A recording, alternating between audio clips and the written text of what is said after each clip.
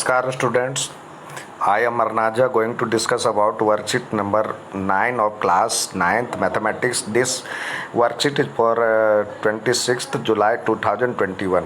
In this worksheet we are going to discuss about polygons.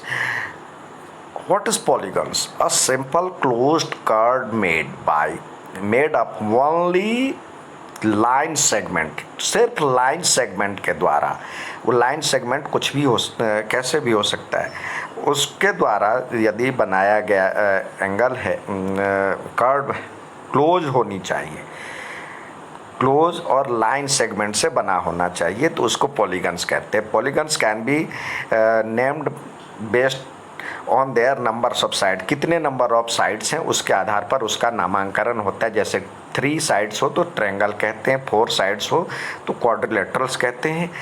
तो आइए इसमें से देखें which of the followings are polynomial. तो यहाँ पे ये क्लोज तो है ही नहीं, तो ये होगा नहीं, ये क्लोज्ड है।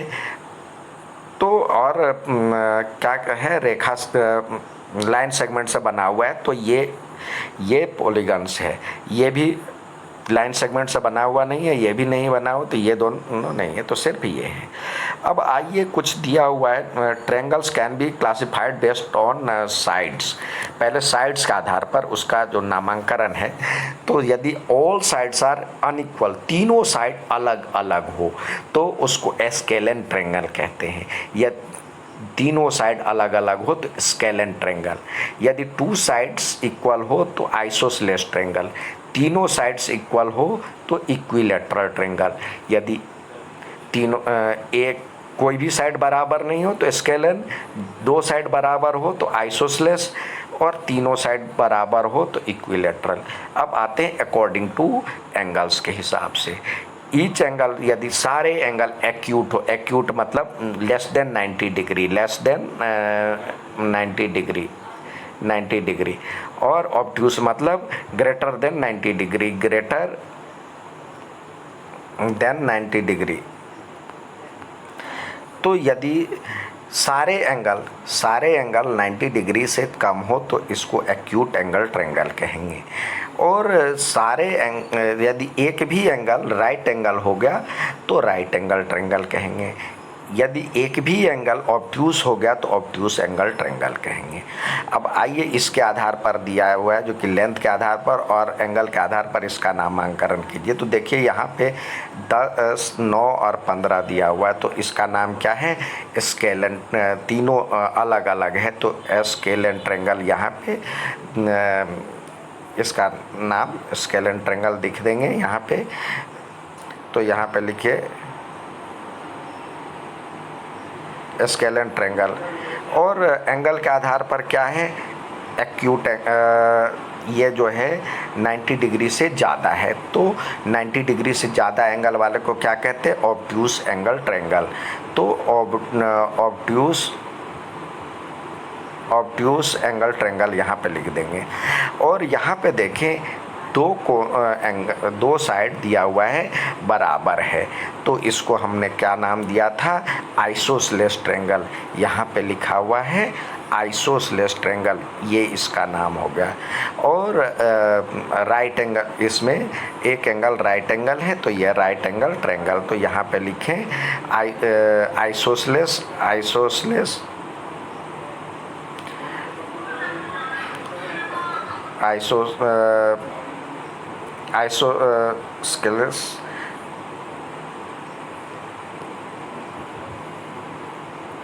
ट्रायंगल। और यहाँ पे लिखें राइट एंगल ट्रायंगल, यहाँ पे राइट एंगल लिखें, राइट एंगल ट्रायंगल। और तीसरा देखते हैं, जो तीसरा है हमारे पास, जो उसका देखते हैं नाम कैसा लिखेंगे। तीनों साइड बराबर हो तो इक्विलैटरल ट्रायंगल कहेंगे, और according to side acute angle triangle. यहाँ पे according to side acute angle triangle हो जाएगा। और मतलब अकॉर्डिंग टू एंगल, इसका अकॉर्डिंग टू साइड जो हो जाएगा, इसका हो जाएगा राइट एंगल। सारे एंगल जो है, सारे साइड्स इक्वल नहीं है तो इक्वल है तो इक्विलेटरल ट्रायंगल, यहाँ पे लिखे इक्विलेटरल ट्रायंगल, और साथ में या सारे एंगल एक्यूट है, लेस देन 90 डिग्री है, लेस देन 90 डिग्री है तो इसको हम लिखेंगे एक्यूट एंगल ट्रायंगल। ठीक है, अब आते हैं हम अगला बात करते हैं क्वाड्रिलेटरल के बारे में। तो क्वाड्रिलेटरल क्या है? क्वाड्रिलेटरल जो होता है जिसके साइड 4 साइड्स हो तो उसको हम क्वाड्रिलेटरल कहते हैं। तो उसके अब टाइप्स देखिए। यदि ट्रेपीजियम में बात की गई है, सिर्फ एक पेयर पैरेलल हो, एक ही पेयर की बात की गई है, पैरेलल हो सिर्फ, तो उसको हम ट्रेपीजियम कहेंगे। अब बाकी कुछ भी हो सकता है, ऐसा भी हो सकता है, ऐसा भी हो सकता है, ये भी है। पैरेललोग्राम में क्या कहते हैं? Opposite sides are equal and parallel. Opposite sides यानी ये और ये बराबर होनी चाहिए, ये और ये बराबर होना चाहिए, और पैरेलल भी होना चाहिए। अपोजिट्स एंगल्स आर इक्वल यानी opposite angles are also equal. Diagonals bisect each other, diagonal एक दूसरे को बाइसेक्ट करे। रेक्टेंगल क्या होता है? इसी के सारे प्रॉपर्टी तो इसमें होगा ही, इसमें सारे होंगे, और साथ ही सारे एंगल जो होंगे राइट एंगल होंगे, सारे एंगल राइट एंगल होंगे। यानी ये जो ये वाला एंगल है 90 डिग्री का होना चाहिए, साथ ही डायगोनल भी बराबर होंगे। अब बात करते हैं रोम्बस की। रोम्बस क्या होता है? जिसके ऑल साइड्स जो होते हैं, ऑल प्रॉपर्टीज ऑफ